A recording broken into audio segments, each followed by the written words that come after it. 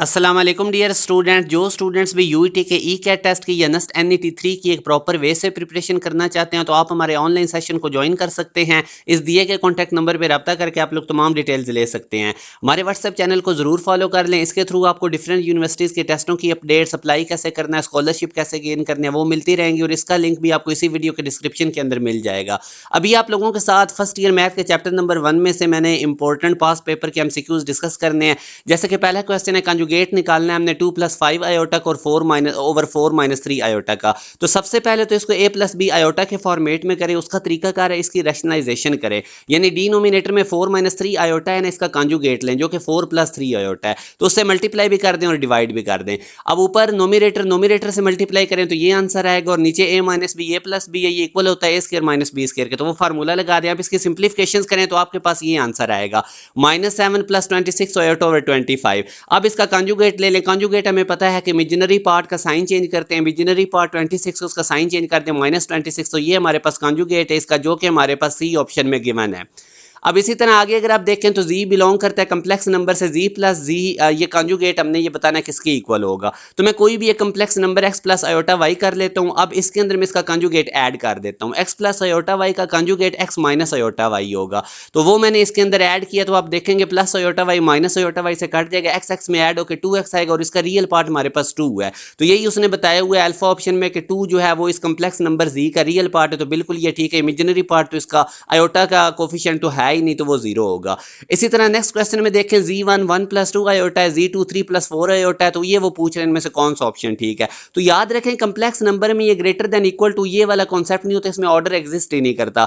तो हमारे पास हम इसका मॉडुलस लेंगे, z1 का मॉडुलस लें और z2 का लें। अब मॉडुलस कैसे लेते हैं? रियल पार्ट का स्क्वायर प्लस इमेजिनरी पार्ट का स्क्वायर। यहाँ पे रियल पार्ट 1 है, x का कोफिशिएंट 1 है और इमेजिनरी पार्ट अगर आप देखेंगे तो हमारे पास, अब यहाँ से ये फर्ज करें कोई भी एक हमारे पास कम्प्लेक्स नंबर z है x प्लस आयोटा y, तो इसका मॉडुलस कैसे लेते हैं? अब z1 गिवन था ना 1+2 आयोटा, तो रियल पार्ट 1 है और इमेजिनरी पार्ट हमारे पास आयोटा का कोफिशिएंट 2 है, तो उनका स्क्वायर करके ऐड करें, रूट करें। और इसी तरह ये z2 दूसरा कम्प्लेक्स नंबर है, इसका भी आप लोगों ने मॉडुलस ले लेना है, यानी रियल पार्ट का स्क्वायर प्लस इमेजिनरी पार्ट का स्क्वायर। इमेजिनरी पार्ट यहाँ पे 4 है। तो अब आप यहाँ पे देखेंगे z1 5 रूट आया, z2 5 आया, तो यहाँ से हम देख लें कि 5 ग्रेटर है, 5 रूट कम होता है, तो इसका मतलब ये z1 मॉडुलस लेस है z2 मॉडुलस से। तो मॉडुलस के सेंस में हम कह सकते हैं कि ये ग्रेटर इक्वल है, मगर सिंपल कम्प्लेक्स नंबर को हम नहीं कह सकते ये लेस है ये ग्रेटर है। मतलब ये कि there does not order between complex number की, ये ग्रेटर है कम्प्लेक्स नंबर ये लेस है, ऐसा नहीं होता, ये मीनिंगलेस होता है कम्प्लेक्स नंबर में। मॉडुलस के बारे में हम कह सकते हैं कि ये ग्रेटर इक्वल है और ये बिल्कुल अल्फा ऑप्शन ठीक है। z1 कम्प्लेक्स नंबर का मॉडुलस लेस है z2 कम्प्लेक्स नंबर से, और इन दोनों के मॉडुलस निकाल के मैंने आपको दिखा भी दिया, इसलिए अल्फा ऑप्शन राइट आंसर है। अब ये वाले क्वेश्चन है 1 minus iota over 1 plus iota की पावर 20 ये किसके इक्वल है? तो आप 1 minus iota over 1 plus iota की वैल्यू डायरेक्ट भी याद रखें। वैसे वो निकालनी कैसे है? 1 प्लस आयोटा का कंजुगेट लें और उससे मल्टीप्लाई और डिवाइड कर दें, यानी 1 minus iota over 1 plus iota ये किसकी इक्वल होगा? इसका कंजुगेट लें, डिनोमिनेटर में 1 प्लस आयोटा का उससे मल्टीप्लाई और डिवाइड करें। अब ऊपर आप देखें 1 माइनस आयोटा को 1 माइनस आयोटा से मल्टीप्लाई कर दें और इसी तरह 1 प्लस आयोटा 1 माइनस आयोटा इस पे a square minus b square का फार्मूला अप्लाई करें और इसको सिंप्लीफाई करेंगे तो माइनस आयोटा आएगा। अब आप इसको डायरेक्ट याद रखें, 1 माइनस आयोटा और 1 प्लस आयोटा जिधर भी आपको नजर है वो माइनस आयोटा की इक्वल है, तो इसकी जगह माइनस आयोटा लिखें, ऊपर पावर 20 है। तो यहाँ पे अब आप जब इसको सॉल्व करेंगे 1 minus iota over 1 plus iota इसकी पावर 20, जब आप इसको सॉल्व करेंगे तो ये माइनस आयोटा की पावर 20 बनेगा, जैसा कि मैंने अभी प्रूव किया।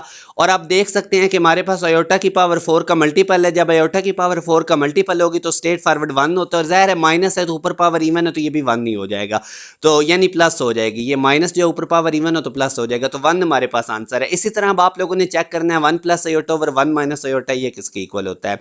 अब ये क्वेश्चन है, इसमें जी एक कम्प्लेक्स नंबर है, जी का मॉडुलस भी गिवन है और आर्गुमेंट भी इसका गिवन है 5π/6, तो जी कह रहा है किसकी इक्वल होगा।